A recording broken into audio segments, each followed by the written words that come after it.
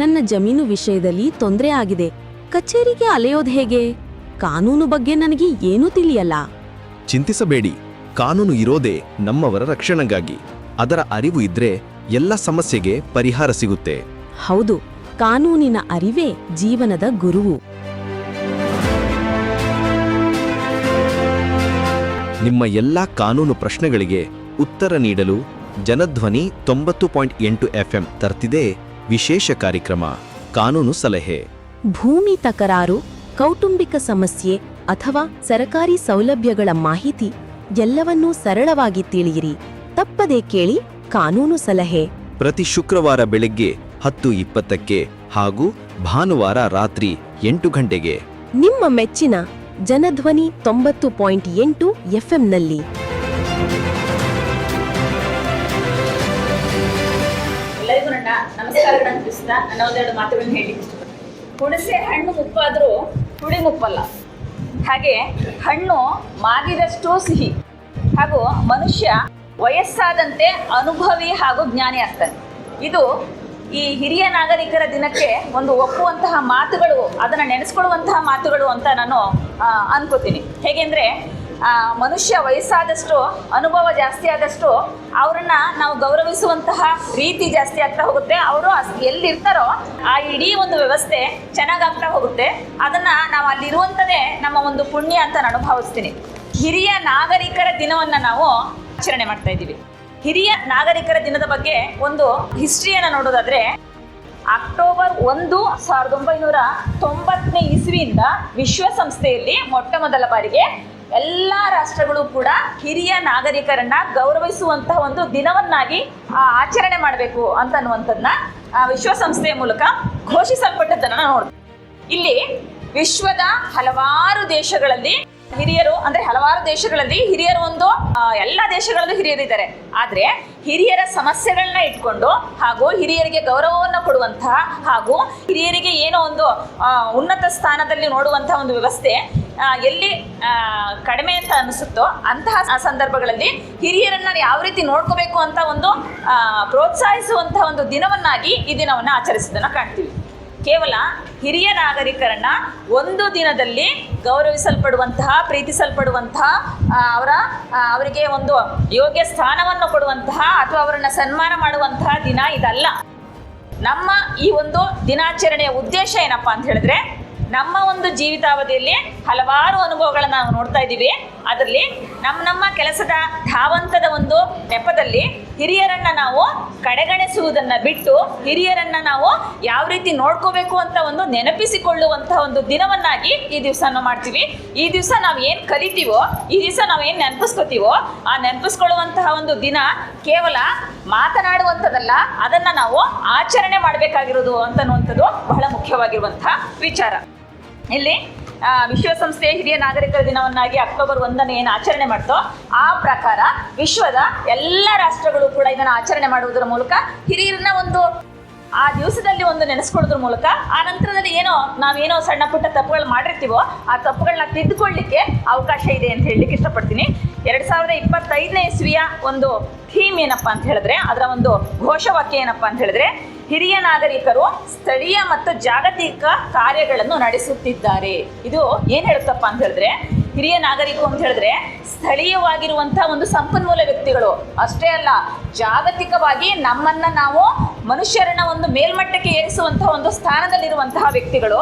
ಹಾಗೂ ಅವರು ಯಾರು ಅಂತ ಹೇಳಿದ್ರೆ, ಹಿರಿಯ ನಾಗರಿಕರು ಅವರ ಒಂದು ಘೋಷವಾಕ್ಯ ಮುಂದುವರೆದು ಏನು ಹೇಳುತ್ತಪ್ಪ ಅಂತ ಹೇಳಿದ್ರೆ, ನಮ್ಮ ಆಕಾಂಕ್ಷೆಗಳು, ನಮ್ಮ ಯೋಗಕ್ಷೇಮ ಮತ್ತು ನಮ್ಮ ಹಕ್ಕುಗಳು, ಅದನ್ನು ಅಂದರೆ ಹಿರಿಯರಿಗೆ ಇರುವಂತಹ ಅವರ ಆಕಾಂಕ್ಷೆಗಳನ್ನು, ಅವರ ಯೋಗಕ್ಷೇಮವನ್ನು ಹಾಗೂ ಅವರ ಹಕ್ಕುಗಳನ್ನು ಮೇಲ್ಮಟ್ಟಕ್ಕೆ ಎತ್ತರಿಸುವಂತಹ ಒಂದು ವಿಚಾರಧಾರೆಯನ್ನು ನಾವು ಮೆಲುಕು ಹಾಕುವುದರ ಮೂಲಕ ಅವರಿಗೆ ಒಂದು ಅವಕಾಶಗಳನ್ನು ಮಾಡಿಕೊಡ್ಬೇಕು ಅಂತ ಇರೋದನ್ನು ನಾವು ಕಾಣ್ತೀವಿ. ಜೊತೆಗೆ ಹಿರಿಯ ನಾಗರಿಕರ ಒಂದು ದಿನಾಚರಣೆಯ ಒಂದು ಉದ್ದೇಶವನ್ನು ಏನು ಹೇಳುವುದಾದರೆ, ಹಿರಿಯ ನಾಗರಿಕರು ಸಮಾಜದ ಸಕ್ರಿಯ ಸದಸ್ಯರು. ಇದನ್ನು ನಾವು ಮುಖ್ಯವಾಗಿ ನೆನ್ಪಿಡಬೇಕು. ನಾವು ನಮ್ಮ ಮನೆಗಳಲ್ಲಿ ಹಾಗೂ ಸಮಾಜದಲ್ಲಿ ಬೇರೆ ಬೇರೆ ಒಂದು ಸ್ನೇಹಿತರ ಗುಂಪಲ್ಲಿ ನಾವು ಇದರ ಯಾವ ಥರ ಗಮನಿಸ್ಕೋಬೇಕು ಅಂತ ಹೇಳಿದ್ರೆ, ಹಿರಿಯ ನಾಗರಿಕರು ಸಮಾಜದ ಸಕ್ರಿಯ ಸದಸ್ಯರು ಎಂಬುದನ್ನ ಎತ್ತಿ ಹಿಡಿಯಬೇಕು. ಜೊತೆಗೆ ಹಿರಿಯ ನಾಗರಿಕರು ಕೇವಲ ಆರೈಕೆಯ ಫಲಾನುಭವಿಗಳಲ್ಲ, ಅವರು ಫಲಾನುಭವಿ ಅಲ್ಲ. ಅವ್ರು ಹಿರಿಯ ನಾಗರಿಕರು ಸಮಾಜದಲ್ಲಿ ಇರುವುದೇ ನಮ್ಮ ಒಂದು ಆಸ್ತಿ ಹಾಗೂ ನಮ್ಮ ಪುಣ್ಯ ಅಂತ ಅನ್ನೋದನ್ನ ನಾವು ಭಾವಿಸ್ಬೇಕು. ಹಾಗೂ ಈ ಸಮಾಜದಲ್ಲಿ ಅವರು ಇರುವುದ್ರ ಮೂಲಕ ನಾವು ಒಂದು ಚೆನ್ನಾಗಿರ್ತೀವಿ ಅಂತ ಅನ್ನೋದನ್ನ ಅರ್ಥ ಮಾಡ್ಕೋಬೇಕು. ಅದ್ರ ಜೊತೆಗೆ ಒಂದು ಕುಟುಂಬವನ್ನ ತಗೊಳ್ಳೋದಾದ್ರೆ ಆ ವ್ಯಕ್ತಿ ಒಂದು ಕುಟುಂಬದಲ್ಲಿ ವಯಸ್ಸಾಗಿ ಏನೋ ಕೆಲಸ ಮಾಡ್ಲಿಕ್ಕೆ ಆಗ್ತಾ ಇಲ್ಲ, ಬೆನ್ನು ಬಾಗಿದೆ, ಬರೀ ಊಟ ಮಾತ್ರ ಮಾಡ್ಲಿಕ್ಕೆ ಆಗ್ತಾ ಇದೆ ಅನ್ನುವಂಥ ಸಂದರ್ಭದಲ್ಲಿ ಅವರು ಏನೂ ಮಾತಾಡೋದಿಲ್ಲ, ಸುಮ್ಮನೆ ಇರ್ತಾರೆ ಅಂತ ಇಟ್ಕೊಳ್ಳಿ. ಆದರೆ ಅವರು ಸತ್ತ ನಂತರ ಆ ಜಾಗ ಒಂದು ಖಾಲಿಯಾಗಿರುತ್ತೆ ನೋಡಿ, ಆ ಶೂನ್ಯತೆನ ಯಾವುದರಿಂದನೂ ತುಂಬಕ್ಕಾಗಲ್ಲ. ಇಲ್ಲಿ ನಾನು ಏನು ಹೇಳ್ತಿದ್ದೀನಪ್ಪ ಅಂತ ಹೇಳಿದ್ರೆ, ವ್ಯಕ್ತಿ ಸತ್ತ ನಂತರ ಅವರನ್ನ ಗೌರವಿಸಿ ಅವ್ರಿಗೆ ದೊಡ್ಡದಾಗಿ ಹೊಗಳುವುದ್ರ ಬದಲು ವ್ಯಕ್ತಿ ಇದ್ದಾಗ ಆ ವ್ಯಕ್ತಿಯನ್ನ ಯಾವ ರೀತಿ ನೋಡ್ಕೋಬೇಕು ಆ ರೀತಿ ನೋಡ್ಕೊಳ್ಳೋದರ ಒಂದು ಅಗತ್ಯವನ್ನ ನಾವು ಎಲ್ಲರೂ ಅರ್ಥ ಮಾಡ್ಕೋಬೇಕು. ಈಗ ಉದಾಹರಣೆಗೆ ಒಂದು ಸಣ್ಣ ಉದಾಹರಣೆ ಹೇಳೋದಾದ್ರೆ, ಅವ್ರಿಗೆ ವಯಸ್ಸಾದವ್ರಿಗೆ ಏನು ಇಷ್ಟವೋ ಅದನ್ನ ಮಾಡ್ಕೊಡೋದ್ರ ಮೂಲಕ ನಮ್ಮ ಒಂದು ಹಿರಿಮೆನ ನೋಡ್ಬೋದು. ಯಾಕೆಂದ್ರೆ ವಯಸ್ಸಾದವ್ರು ತುಂಬಾ ಜನ ಏನು ಇಷ್ಟಪಡ್ತಾರೆ ಅಂದ್ರೆ, ಒಂದು ಮುದ್ದೆ ಬೇಕು ಅಂತ ಇಷ್ಟಪಡ್ತಾರೆ. ನನಗೆ ಕೆಲಸ ಇದೆ, ನನಗೆ ಇವತ್ತು ಮಾಡೋಕ್ಕಾಗಲ್ಲ, ನನಗೆ ಇನ್ನೇನೋ ಕೆಲಸ ಇದೆ, ನಾನು ಮಾಡೋಕ್ಕಾಗಲ್ಲ ಅಂತ ಅನ್ನೋದ್ರ ಬದಲು ನನಗೆ 100 ಕೆಲಸಗಳಿದ್ರೂ ಕೂಡ ಇದನ್ನ ಹೆಣ್ಮಕ್ಳು ಇಲ್ಲಿ ತುಂಬ ಜನ ಇರೋದ್ರಿಂದ ಈ ವಿಚಾರವನ್ನ ನಾನು ಇಲ್ಲಿ ಹೇಳ್ತಾ ಇದ್ದೀನಿ. ವಯಸ್ಸಾದವರು ಏನು ಇಷ್ಟಪಟ್ರು ಅದನ್ನ ನಾವು ಮಾಡ್ಕೊಡೋದು ಮುಖ್ಯ. ಯಾಕೆ ಅಂತ ಹೇಳಿದ್ರೆ, ಈ ಮಾತು ನಾನು ಯಾಕೆ ಹೇಳ್ತಿದ್ದೀನಪ್ಪ ಅಂತ ಹೇಳಿದ್ರೆ, ವಯಸ್ಸಾದವರು ಹಿಂದೆ ಬದುಕದಷ್ಟು ವರ್ಷಗಳು ಮುಂದೆ ಬದುಕಲ್ಲ. ಹಾಗಾಗಿ ಅವರು ಮುಂದೆ ಎಷ್ಟು ವರ್ಷ ಇರ್ತಾರೋ ಅಲ್ಲಿ ತನಕ ನಾವು ಅವರ ಸೇವೆಯನ್ನ ಮಾಡೋದು ನಮ್ಮ ಕರ್ತವ್ಯ ಆಗಿರುತ್ತೆ. ಅವರು ಹೋದ ನಂತರ ನಾವು ಅವರು ಹಂಗಿದ್ರು ಹಿಂಗಿದ್ರು ಮತ್ತೊಂದು ಅದು ಇದು ಅಂತ ಅಂದ್ಬಿಟ್ಟು ಒಣಹರಟೆ ಹೊಡೆಯುವುದರ ಮೂಲಕ ಏನೋ ಪ್ರಯೋಜನ ಇಲ್ಲ. ಅವ್ರು ಇದ್ದಾಗ ಅವರನ್ನ ಸೇವೆಯನ್ನ ಮಾಡೋದು ಬಹಳ ಮುಖ್ಯ ಅಂತ ಅನ್ನೋದನ್ನ ನಾನಿಲ್ಲಿ ಹೇಳಲಿಕ್ಕೆ ಇಷ್ಟಪಡ್ತೀನಿ. ಇಲ್ಲಿ ಸಣ್ಣ ಒಂದು ಕಥೆಯನ್ನು ಹೇಳ್ತೀನಿ. ಏನಪ್ಪ ಅಂದರೆ, ಒಬ್ಬ ವ್ಯಕ್ತಿ, ದೊಡ್ಡ ವ್ಯಕ್ತಿ, ಲಕ್ಷಾಂತರ ರೂಪಾಯಿ ಸಂಬಳ ತಗೋತಾ ಇರ್ತಾರೆ. ಅವರು ಸಿಟಿನಲ್ಲಿ ಇರ್ತಾರೆ. ಅವರು ತನ್ನ ತಾಯಿಯ ಹುಟ್ಟಿದಬ್ಬಕ್ಕೆ ಒಂದು ಬೊಕ್ಕೆಯನ್ನು ಕಳಿಸ್ಬೇಕು ಅಂತ, ಹೂವನ್ನ ಎಲ್ಲ ಇರುತ್ತಲ್ಲ, ಹೂವೆಲ್ಲ ಇದ್ದು ಬೊಕ್ಕೆ ಎಲ್ಲ ಕಳಿಸ್ಕೊಡೋದು ಒಂದು ದೊಡ್ಡ ಒಂದು ಫ್ಯಾಷನ್ ಅದು. ಹಾಗಿರುವಂತಹ ಬೊಕ್ಕೆನ ಖರೀದಿ ಮಾಡ್ಲಿಕ್ಕೆ ಹೋಗ್ತಾರೆ. ಎಷ್ಟಪ್ಪ ಇದಕ್ಕೆ ಅಂತ ಅತ್ಯುತ್ತಮವಾಗಿರುವಂಥ ಒಂದು ಬೊಕ್ಕೆನ ಕೊಡು ಅಂತ ಅಂದ್ಬಿಟ್ಟು ಅಂಗಡಿಯಲ್ಲಿ ಕೇಳ್ತಾರೆ. ಆಗ ಅವರು ಕೊಡ್ತಾರೆ. ಒಂದು ಅಡ್ರೆಸ್ ಕೊಟ್ಬಿಟ್ಟು ಇಲ್ಲಿಗೆ ಕಳಿಸ್ಕೊಡಪ್ಪ ಅಂತಾರೆ. ಕಳಿಸ್ಕೊಟ್ಟಾಗ ಹಂಗಂದಾಗ ಅಡ್ರೆಸ್ ಬರ್ಕೊಡ್ತಾರೆ. ಆಗ ಒಂದು ಮಗು ಬರುತ್ತೆ. ನನಗೆ ಒಂದು ಗುಲಾಬಿಯನ್ನು ತಕೊಡಿ ಅಂತ ಕೇಳುತ್ತೆ ಒಂದು ಮಗು. ಕೇಳಿದಾಗ ಗುಲಾಬಿ ಯಾಕೆ ಕೇಳ್ತಾ ಇದೆ ಈ ಮಗು ಅಂತ ಅವರು ಅನ್ಕೋತಾರೆ. ಆಗ ಆ ಮಗು ಗುಲಾಬಿ ಅಂತ ಆಯ್ತು ಅಂತ ಅಂದ್ಬಿಟ್ಟು ಇವ್ರು ಗುಲಾಬಿ ತಗೊಳಕ್ಕೆ ಇವ್ರಿಗೇನು ಕಷ್ಟ ಅಲ್ಲ. ಯಾಕೆಂದ್ರೆ ಲಕ್ಷಾಂತರ ರೂಪಾಯಿ ಸಂಬಳ ತಗೋತಾರೆ. ಆಯ್ತು ಅಂದ್ಬಿಟ್ಟು ಗುಲಾಬಿ ಹೂ ತಗೊಂಡ್ಬಿಡ್ತಾರೆ. ತಗೊಂಡ್ಬಿಟ್ಟು ತಿರುಗಿ ನೋಡ್ತಾರೆ. ಆ ಮಗು ತಗೊಂಡ ತಕ್ಷಣ ಆ ಮಗುವಿನ ಮುಖದಲ್ಲಿ ಇರುವಂತಹ ಒಂದು ಸಂತೋಷವನ್ನ ನೋಡ್ತಾರೆ. ಈ ಮಗು ಈ ಗುಲಾಬಿ ಹೂವನ್ನ ಯಾರಿಗೆ ಕೊಡ್ಲಿಕ್ಕೆ ತಗೊಂಡು ಹೋಗ್ತಾ ಇದೆ? ದೇವರು ಕೊಡೋಕೆ ತಗೊಂಡು ಹೋಗ್ತಾ ಇದೆಯಾ, ಅಥವಾ ಫ್ರೆಂಡ್ಸ್ ಕೊಡ್ಲಿಕ್ಕೆ ತಗೊಂಡು ಹೋಗ್ತಾ ಇದೆಯಾ, ಅಥವಾ ಫೋಟೋಗೆ ಹೋಗಿ ತಗೊಂಡು ಹೋಗ್ತಾ ಇದೆ, ಯಾರು ಕೊಡ್ತಾ ಇದೆ ಅಂತ ಅವ್ರಿಗೆ ಒಂದು ಕುತೂಹಲ ಇರುತ್ತೆ. ಅವ್ರೇನ್ ಮಾಡ್ತಾರೆ, ಮಗುನ ತಿರುಗಿ ನೋಡಿದ್ರಾಗ ಮಗು ಓಡ್ತಾ ಇರುತ್ತೆ. ಅವ್ರೇನ್ ಮಾಡ್ತಾರೆ, ಆ ಬೊಕ್ಕೆನ ವಾಪಸ್ ಇಸ್ಕೊಂಡ್ಬಿಡ್ತಾರೆ. ವಾಪಸ್ ಇಸ್ಕೊಂಡ್ಬಿಟ್ಟು ಇರಪ್ಪ ಬರ್ತೀನಿ ಅಂತ ಹೇಳ್ಬಿಟ್ಟು ಆ ಮಗುನ ಹಿಂದೆ ಹೋಗ್ತಾರೆ. ಆ ಮಗು ಏನ್ ಮಾಡುತ್ತೆ, ಓಡ್ ಹೋಗಿ ಒಂದು ಗೋರಿಯಲ್ಲಿ, ಅವರ ಅಮ್ಮನ ಗೋರಿಯಲ್ಲಿ ಅದನ್ನ ಇಡುತ್ತೆ. ಇಟ್ಬಿಟ್ಟು ನಮಸ್ಕಾರ ಮಾಡ್ತಾ ನಿಂತಿರುತ್ತೆ. ಆಗ ಅವ್ರು ಹೇಳ್ತಾರೆ, ಅವ್ರು ನೋಡ್ಬಿಟ್ಟು ಅಂತಾರೆ, ಮಾತೇ ಹೊರಡಲ್ಲ ಅವ್ರಿಗೆ. ಅವ್ರೇನ್ ಮಾಡ್ತಾರೆ, ಅಲ್ಲಿಂದ ಏನು ಬೊಕ್ಕೆ ವಾಪಸ್ ಇಸ್ಕೊಂಡ್ಬಂದಿದ್ರು ಅದನ್ನ ಯಾವ ಪೋಸ್ಟು ಮಾಡೋದು ಬೇಡ ಅಂತ ಹೇಳಿ ಆ ದಿವಸ ಆ ಕೆಲಸಕ್ಕೆ ರಜವನ್ನ ಹಾಕಿ ಅವ್ರೇನ್ ಮಾಡ್ತಾರೆ, ಸೀದಾ ಅಮ್ಮನ ಹತ್ರ ಹೋಗ್ತಾರೆ. 1 ಗಂಟೆ ಪ್ರಯಾಣ ಮಾಡ್ಕೊಂಡು ಅಮ್ಮನ ಹತ್ರ ಹೋಗ್ತಾರೆ. ಅಮ್ಮ ನಿಧಾನಕ್ಕೆ ನಡ್ಕೊಂಡು ಬಂದು ಬಾಗಿಲು ತೆಗಿತಾರೆ. ಬಾಗಿಲು ತೆಗೆದ ತಕ್ಷಣ ಮಗನನ್ನು ನೋಡಿ ಅವ್ರಿಗೆ ಆಶ್ಚರ್ಯ ಆಗುತ್ತೆ. ಆ ವಯಸ್ಸಾದವ್ರಿಗೆ ಮಕ್ಕಳು ಮನೆಗೆ ಬರುವಂಥ ಒಂದು ಖುಷಿ ಇದೆಯಲ್ಲ, ಅದರಿಂದ ಯಾವುದರಿಂದನೂ ಅದಕ್ಕೆ ಸಾಟಿ ಇಲ್ಲ. ಅವರು ಹಂಗೆ ಬಂದಾಗ, ಅಪ್ಪ ನೀನು ಯಾಕಪ್ಪ ಬರೋಕ್ಕೆ ಹೋದೆ, ನೀನು ನನಗೆ ಶುಭಾಶಯ ಕಳಿಸಿದ್ರೆ ಸಾಕಾಗಿತ್ತಲ್ಲಪ್ಪ, ಯಾಕಪ್ಪ ನಿನ್ನ ಕೆಲಸ ಬಿಟ್ಟು ಬರೋಕ್ಕೆ ಹೋದೆ ಅಂತ. ಇಲ್ಲ ನೀನು ಇದ್ದಾಗ ನಾನು ಗೌರವಿಸುವಂಥದ್ದು, ನಿನ್ನ ನೋಡ್ಬೇಕಾಗಿರುವಂಥದ್ದು ನನಗೆ ಮುಖ್ಯ ಅಂತ ಅನಿಸ್ತು ಕಣಮ್ಮ, ಹಾಗೆ ಬಂದೆ ನಾನು. ಅಂದರೆ ಆ ಮಗು ಹೇಳ್ಕೊಟ್ಟಿತ್ತಲ್ಲ, ಸತ್ತ ನಂತರ ಇಡುದಲ್ಲ, ನಾನು ನಮ್ಮಮ್ಮನ್ನ ಬದುಕಿರುವಾಗ ನಾನು ಯಾಕೆ ನಾನು ಪೋಸ್ಟಲ್ ಕಳಿಸ್ಬೇಕು ಅನ್ನುವಂಥದ್ದನ್ನ ಅರ್ಥ ಆಯಿತು ಅನ್ನೋದನ್ನ ಅವರು ಒಂದು ಮಾತನ್ನು ಹೇಳಿದಾಗ ಆ ತಾಯಿಗೆ ತುಂಬ ಖುಷಿ ಆಯಿತು. ಅಂದರೆ ನಮ್ಮ ತಾಯಿಯನ್ನು ನಾವು ಯಾವ ರೀತಿ ಗೌರವಿಸ್ತೀವಿ, ತಾಯಿ ಇರ್ಬೋದು, ತಂದೆ ಇರ್ಬೋದು, ಅವರನ್ನ ಗೌರವಿಸುವುದ್ರ ಮೂಲಕ, ಅಂದರೆ ಹಿರಿಯ ನಾಗರಿಕರು ಅಂದರೆ ಸಾಮಾನ್ಯವಾಗಿ ಯಾರು ಬರ್ತಾರೆ, ನಮ್ಮ ಕುಟುಂಬದ ತಂದೆ ತಾಯಿಗಳೇ ಆಗಿರ್ತಾರೆ. ಅವರನ್ನು ಗೌರವಿಸುವುದ್ರ ಮೂಲಕ ನಾವು ಖುಷಿಯಾಗಿರ್ತೀವಿ. ಅವರು ನಮಗೆ ನಾವು ಅವರಿಗೆ ಒಂದು ಇಷ್ಟು ಮಾಡಿದ್ರೆ ಅವ್ರು ನಮಗೆ ಇಷ್ಟು ಆಶೀರ್ವಾದವನ್ನು ಮಾಡ್ತಾರೆ. ಅದು ನಮ್ಮ ಕೆಲಸ ಕಾರ್ಯಗಳಲ್ಲಿ ನಾವು ಭಾಗವಹಿಸೋದಕ್ಕೆ ನಮಗೆ ಹೆಚ್ಚು ಅನುಕೂಲ ಆಗುತ್ತೆ ಅಂತ ಹೇಳಿ ಇಷ್ಟಪಡ್ತೀನಿ.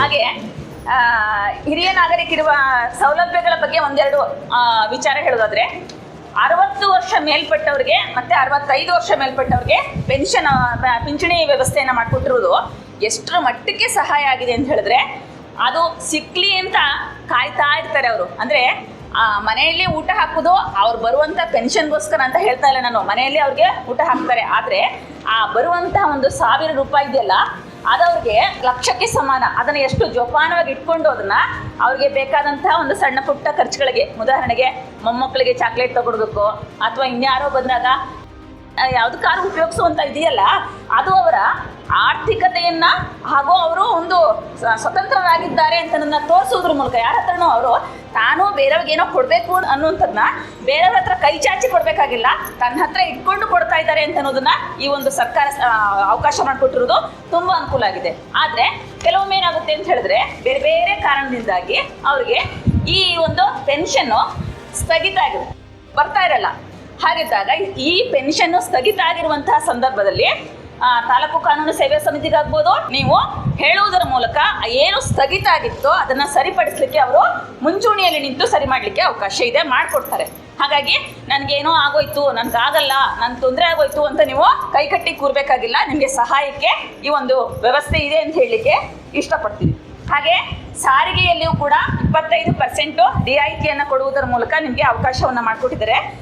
ಮತ್ತು ಮಕ್ಕಳಿಗೆ ಹೇಗೆ ಸಹಾಯವಾಣಿ 1098 ಅಂತಿದೆಯೋ ಹಾಗೆ ಹಿರಿಯ ನಾಗರಿಕರಿಗೂ ಕೂಡ ಸಹಾಯವಾಣಿ ಅಂತ ಮಾಡಿದ್ದಾರೆ. ಅಂದರೆ ಸಂಕಷ್ಟದಲ್ಲಿರುವಂತಹ ಹಿರಿಯ ನಾಗರಿಕರಿಗೆ ಒಂದು ನೀವು ಜಸ್ಟ್ ಒಂದು 1090 ಅಥವಾ 112 ಫೋನ್ ಮಾಡೋದ್ರ ಮೂಲಕ, 2ರಲ್ಲಿ ಫೋನ್ ಮಾಡೋದ್ರ ಮೂಲಕ ನೀವು ಎಲ್ಲಿ ಯಾವ ಕಷ್ಟದಲ್ಲಿದ್ದಾರೆಯೋ ಆ ಕಷ್ಟದವರಿಗೆ ಒಂದು ಶೀಘ್ರದಲ್ಲಿ ಒಂದು ಸಪೋರ್ಟ್ ಮಾಡಲಿಕ್ಕೆ ಈ ಒಂದು ನಂಬರ್ಗಳು ರೆಡಿ ಇದೆ. ಹಾಗಾಗಿ ಈ ನಂಬರ್ಗಳನ್ನ ನೀವು ಉಪಯೋಗಿಸ್ಕೋಬೋದು ಅಂತ ಹೇಳಲಿಕ್ಕೆ ಇಷ್ಟಪಡ್ತೀನಿ.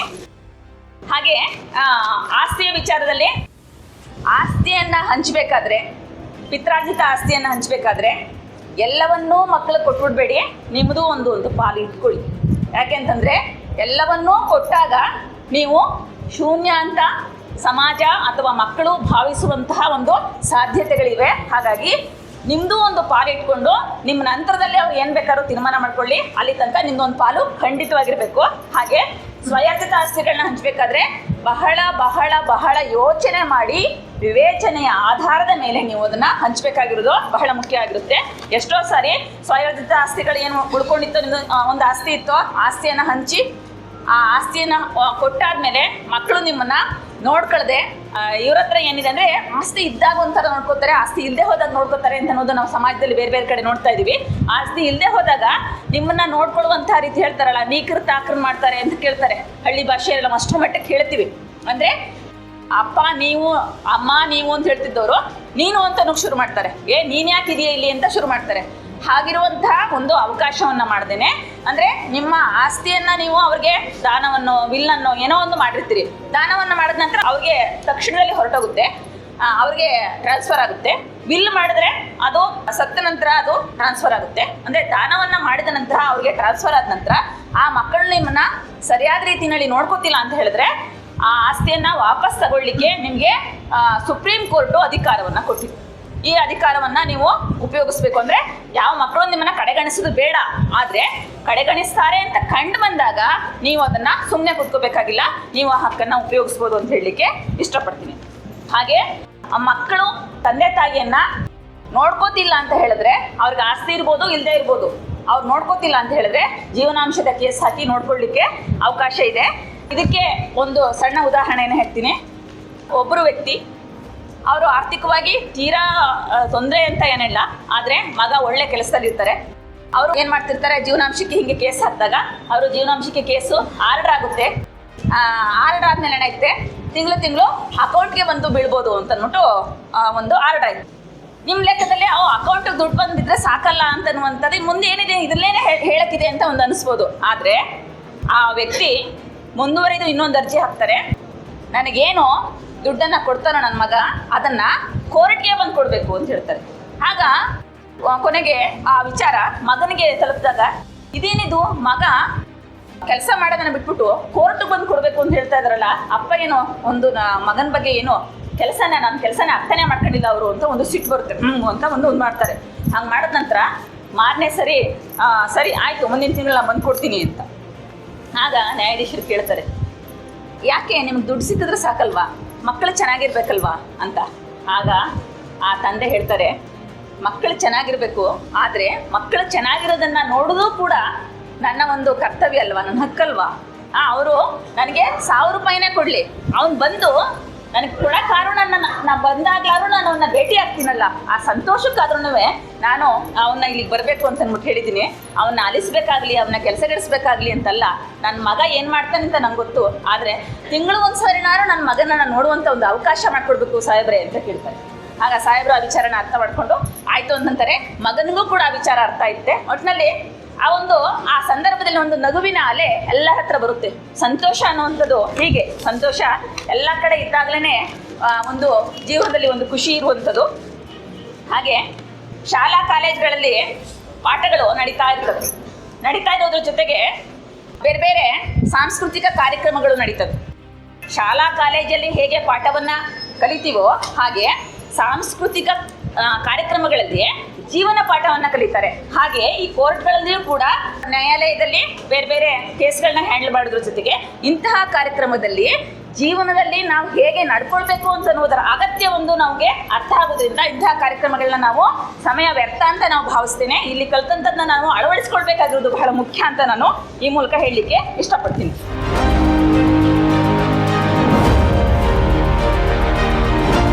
ಕೊನೆಗೆ ಹಿರಿಯ ನಾಗರಿಕರಿಗೆ ಒಂದೇ ಒಂದು ಸಣ್ಣ ಕಿವಿ ಮಾತು ಏನಪ್ಪ ಅಂತ ಹೇಳಿದ್ರೆ, ನನ್ನ ಮೊಮ್ಮಗಳಿಗೆ ಅಥವಾ ಮಗಳಿಗೆ ನಾನು ವಯಸ್ಸಾಗೋಕ್ಕಿಂತ ಮುಂಚೆ ಮಕ್ಕಳನ್ನ ನೋಡಬೇಕು ಅಂತನ್ನುವಂತಹ ಬರದಲ್ಲಿ ನಾವು ಬಾಲ್ಯ ವಿವಾಹಕ್ಕೆ ಯಾವತ್ತೂ ಪ್ರೋತ್ಸಾಹವನ್ನು ಕೊಡಬಾರ್ದು, ಅಥವಾ ಬಾಲ್ಯ ವಿವಾಹನ ಮಾಡಿ ಅಂತ ಯಾವತ್ತೂ ಕೂಡ ಒತ್ತಾಯವನ್ನು ಮಾಡಬೇಡಿ. ಇದೊಂದು ಅಂದರೆ ಹಿರಿಯ ನಾಗರಿಕರು ಬೇರೆ ಬೇರೆ ಮಾಡಿರೋದು ಎಲ್ಲವೂ ಸರಿಯಾಗಿದೆ, ಇದೊಂದು ಎಲ್ಲ ಕಡೆ ಕೇಳಿಬಂದಿರುವಂಥ ಒಂದು ಕಾರಣ ಆಗಿದೆ ಬಾಲ್ಯ ವಿವಾಹಕ್ಕೆ. ಹಾಗಾಗಿ ಹಿರಿಯ ನಾಗರಿಕರು ಯಾವುದೇ ಕಾರಣಕ್ಕೂ ಮಕ್ಕಳಿಗೆ ವಯಸ್ಕರಾಗುವ ತನಕ ಬಾಲ್ಯ ವಿವಾಹಕ್ಕೆ ಮಾಡೋದಕ್ಕೆ ನೀವು ಒತ್ತಾಯವನ್ನು ಮಾಡಬೇಡಿ. ತುಂಬ ಬಾಲ್ಯ ವಿವಾಹಗಳು ನಾವು ನೋಡ್ತಾ ಇರ್ತೀವಲ್ಲ, ಇದರಲ್ಲಿ ಇದು ಹೇಳ್ತಾರೆ, ನಮ್ಮ ಅಜ್ಜಿ ಅಥವಾ ಅಜ್ಜ ಸತ್ತೋಯ್ತಾರೆ ಅಂತನೋ, ಅವ್ರಿಗೆ ವಯಸ್ಸಾಗ್ಬಿಟ್ಟಿದೆ ಅಂತನೋ, ಅವರು ಬದುಕಿರುವಾಗ ನಮ್ಮ ಮೇಲೆ ಅಕ್ಷತೆಗಳು ಹಾಕಬೇಕು ಅನ್ನೋ ಕಾರಣಕ್ಕೋಸ್ಕರ ಮಾಡಿಬಿಟ್ರು ಅಂತ ಬರ್ತಾರೆ.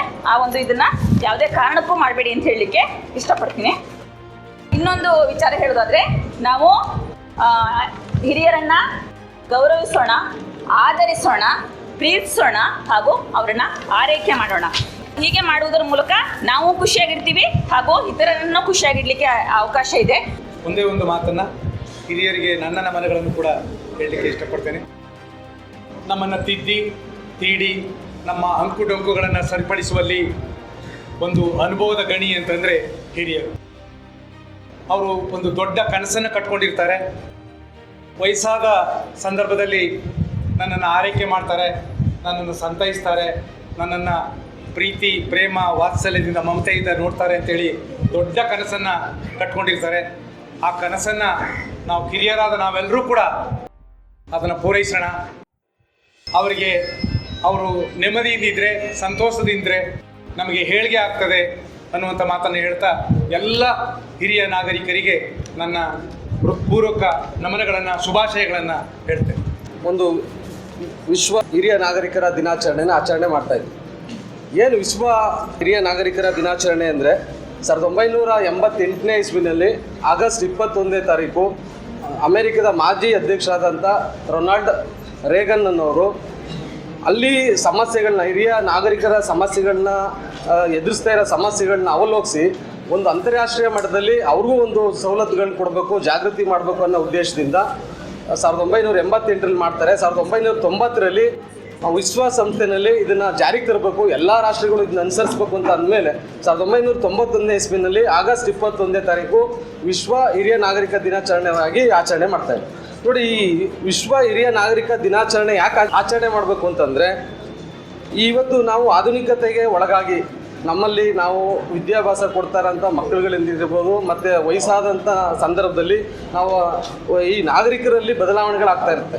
ಆ ಬದಲಾವಣೆಗಳಿಗೆ ಸರಿಯಾಗಿ ಸಮಯದಲ್ಲಿ ಸಮಸ್ಯೆಗಳಿಗೆ ಪರಿಹಾರನ ನೀಡಬೇಕು ಅನ್ನೋ ಒಂದೇ ಒಂದು ಉದ್ದೇಶದಿಂದ ಈ ರೀತಿ ಕಾರ್ಯಕ್ರಮ ಮಾಡ್ತಾರೆ. ಏನು ಹಿರಿಯ ನಾಗರಿಕರು ಏನು ಸಮಸ್ಯೆಗಳನ್ನ ಫೇಸ್ ಮಾಡ್ತಾರೆ ಅಂತ ನೋಡ್ಬೋದು. ನಮ್ಮ ಹಳ್ಳಿಗಳಲ್ಲಿ ನೋಡ್ಬೋದಾಗಿತ್ತು.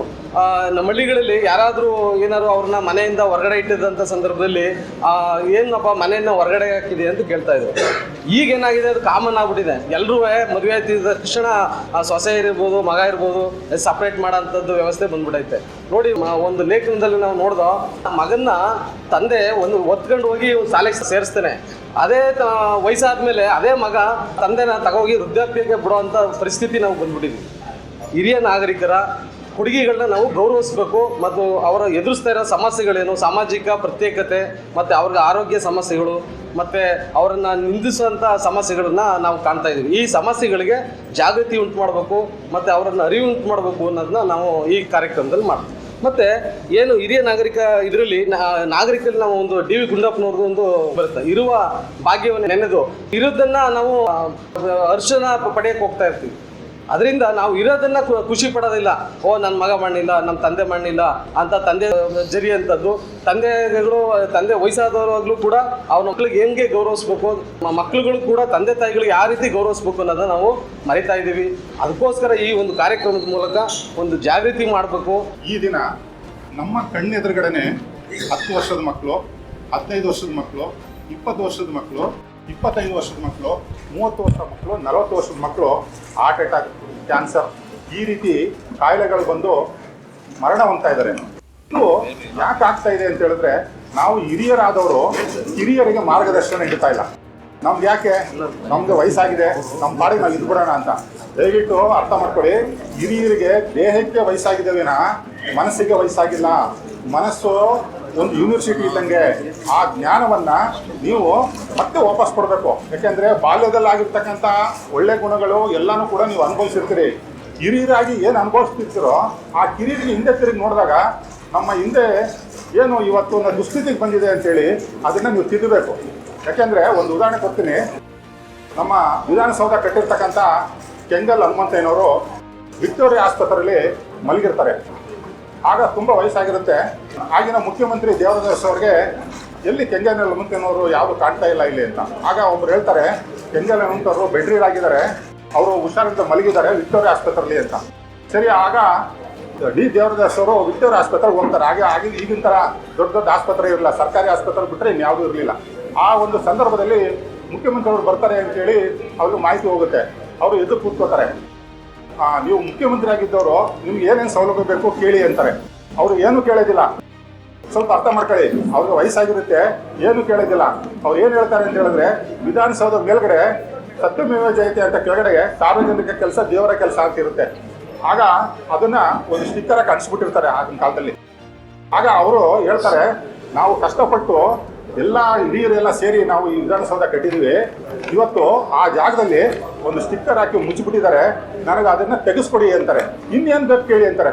ನನಗೆ ಏನೂ ಬೇಕಾಗಿಲ್ಲ, ಸಮಾಜ ಒಳ್ಳೇದಾದರೆ ಸಾಕು ಅಂತೇಳಿ ಆ ಹಿರಿಯ ಜೀವ ಅವ್ರನ್ನ ಕೇಳ್ಕೊಳ್ಳುತ್ತೆ. ಆ ಕೇಳಿದಾಗ ಅವರು ಬಂದು, ಆಗಿನ ಮುಖ್ಯಮಂತ್ರಿ ಬಂದು ಅಲ್ಲಿ ನೋಡ್ತಾರೆ. ನೋಡಿದಾಗ ಮುಚ್ಚಿಬಿಟ್ಟಿರ್ತಾರೆ. ತಕ್ಷಣ ತೆಗೆಸಿ ಒಂದು ಫೋಟೋಗ್ರಾಫರ್ನ ತೆಗೆದು ಆ ಫೋಟೋನ ತಗೊಂಡೋಗಿ ಕೆಂಗಲ್ ಹನುಮಂತನವ್ರ ತೋರಿಸ್ತಾರೆ. ಆಗ ಅವರು ನೋಡಿ ಆದಮೇಲೆ ಜೀವ ಬಿಟ್ಬಿಡ್ತಾರೆ. ಆದರೆ ಹಿರಿಯ ನಾಗರಿಕರು ಆ ಕಿರಿಯರಿಗೆ ನೀವು ಮಾರ್ಗದರ್ಶನ ಕೊಡಬೇಕು. ಇಲ್ಲ ಅಂದರೆ ಏನಾಗುತ್ತೆ ಅಂತ ಹೇಳಿದ್ರೆ, ನಮ್ಮ ಕಣ್ಣು ಮುಂದೆನೇ ನಮ್ಮ ಜನ್ರೇಷನ್ನು ನಶಿಸಿ ಹೋಗ್ತಾ ಇರುತ್ತೆ. ಅದಕ್ಕೆ ಆಸ್ಪದ ಕೊಡಬೇಡಿ. ನಿಮ್ಮ ರಕ್ಷಣೆಗೆ ಸರ್ಕಾರ ಇದೆ, ನ್ಯಾಯಾಲಯ ಇದೆ, ಸಂಘ ಸಂಸ್ಥೆಗಳಿದೆ, ಎಲ್ಲ ಸೌಲಭ್ಯಗಳನ್ನು ಕೂಡ ನೀವು ಮನೆಗೆ ತಲುಪಿಸುವಂಥ ವ್ಯವಸ್ಥೆಗಳಾಗ್ತಾ ಇದೆ. ನೀವು ಕಣ್ಣು ತೆರೆದು ತಾಳ್ಮೆಯಿಂದ ನಮ್ಮ ಜನ್ರೇಷನ್ಗೆ ಏನು ಕೊಡಬೇಕು ಅನ್ನೋದನ್ನು ಮಾರ್ಗದರ್ಶನ ತಿಳಿಬೇಕು. ಮಕ್ಕಳುಗಳಿಗೆ ಏನಾಗಿದೆ ಅಂದರೆ, ಆಧುನಿಕ ಜೀವನದಲ್ಲಿ ನಿಮ್ಗೇನೋ ಒಂದು ಮೊಬೈಲ್ ತಂದು ತೋರಿಸ್ಕೊಡ್ತಾರೆ, ತಾತ ಇದು ನೋಡು ತಾತ ಅಂತ. ನೀವು ಅದಕ್ಕೆ ಬಲಿ ಹಾಕ್ಬಾರ್ದು. ನೀವು ಪ್ರಕೃತಿನ ನೋಡಬೇಕು. ಪ್ರಕೃತಿನ ನೋಡಿದಾಗ ನಿಮಗೆ ನಾನು ನೆಕ್ಸ್ಟು ಈ ಕುಟುಂಬಕ್ಕೆ ನಾನು ಏನು ಮಾಡಬೇಕು ಅಂತೇಳಿ ನಿಮಗೆ ಅರಿವಾಗುತ್ತೆ. ಅದನ್ನು ನೀವು ಬೆಳೆಸ್ಕೋಬೇಕು. ಈಗ ಜಾತಿ ಮತ್ತು ಶೈಕ್ಷಣಿಕ ಸಮೀಕ್ಷೆಗೆ ಹೋದಾಗ ಒಬ್ಬ ಶಿಕ್ಷಕಿ ಒಬ್ಬರು ಬಾಗಿಲು ತಟ್ಟಿದಾಗ ಒಬ್ಬ ಮುದುಕಿ, ಅಣ್ಣನ ಮುದುಕಿ ಹೊರಗಡೆ ಬಂದಂತೆ ಪೇಪರಲ್ಲಿ ಓದಿದ್ದ. ಅಣ್ಣನ ಮುದುಕಿ ಹೊರಗಡೆ ಬಂದಾಗ, ನೀವು ಏನು ಮಾಡ್ತಾ ಇದ್ದೀರಿ ಅಂತ ಕೇಳಿದಾಗ, ಏನೂ ಇಲ್ಲ, ನನ್ನ ಮಗ ಸೊಸೆ ಮೇಲಿದ್ದಾರೆ ಮಾಡಿ ಮೇಲೆ, ನಾನು ಕೆಳಗಡೆ ಇದ್ದೀನಿ, ನಾನೇ ಅಡುಗೆ ಮಾಡ್ಕೊತೀನಿ, ನಾನೇ 3 ದಿನಕ್ಕಾಗುವಂಥ ಒಂದಿನ ಮಾಡ್ಕೊತೀನಿ, 3 ದಿನವೂ ನಾನು ಊಟ ಮಾಡಿಕೊಂಡು ನಾನು ಒಬ್ಬಳೇ ಇದ್ದೀನಿ, ನನ್ನ ಯೋಗಕ್ಷೇಮ ನೋಡ್ಕೊಳ್ತಾ ಇಲ್ಲ, ನನ್ನ ಮಕ್ಕಳು ಮೇಲಿದ್ದಾರೆ, ಅವ್ರ ಹತ್ರ ಮಾಹಿತಿ ತಗೊಳ್ಳಿ ಅಂತ ಹೇಳಿ ಆ ವೃದ್ಧೆ ಆ ಶಿಕ್ಷಕಿಗೆ ಹೇಳ್ತಾರೆ. ಆ ಶಿಕ್ಷಕಿ ವಾಚಕರ ವಾಣಿನಲ್ಲಿ ಪೇಪರಲ್ಲಿ ಬರ್ತಿದ್ರು, ಈ ಥರ ಹಿರಿಯ ನಾಗರಿಕರು ಅವ್ರನ್ನ ನೋಡ್ಕೊಳ್ಳೋಕೆ ಮಗ ಮೇಲಿದ್ರು ಸಹ ಅವ್ರಿಗೆ ಒಂದು ಊಟ ಹಾಕೋದಕ್ಕೆ ಅವ್ರಿಗೆ ಯೋಗ್ಯತೆ ಇರಲಿಲ್ಲ, ಮತ್ತು ಅವಳನ್ನು ನೋಡ್ಕೊಳ್ಳೋಕ್ಕೂ ಅವ್ರಿಗೆ ಇದಿಲ್ಲ. ಅವ್ರನ್ನ ಹೇಳಿದಾಗ ಆಯಮ್ಮ ಹೇಳಿದ್ರು, ಮಾಹಿತಿ ಕೊಡುವಾಗ ನಾನೊಬ್ಬಳೇ ಇದ್ದೀನಿ ಅಂತ ಹೇಳ್ತಾರೆ. ಅಂದರೆ ನಾಗರಿಕರು ಒಟ್ಟು ಕುಟುಂಬದಲ್ಲಿ ಬಾಳ್ತಾ ಇದ್ದಾಗ ಯಾವ ರೀತಿ ನಾವು ಮಾಹಿತಿಯನ್ನು ಕೊಡ್ತಾ ಇದ್ವಿ, ಆದರೆ ಆಯಮ್ಮ ಭಾಳ ನೊಂದುಕೊಂಡು ಹೇಳಿದಾಗ ಆ ಶಿಕ್ಷಕಿ ಹೋಗಿ ಇದು ಮಾಡ್ತಾರೆ. ಅದೇ ರೀತಿ ನಾವು ಯಾರನ್ನ ಆಗಲಿ ಹಿರಿಯ ನಾಗರಿಕರನ್ನು ನೋಡ್ಕೊಳ್ಳೋ ರೀತಿಯಲ್ಲಿ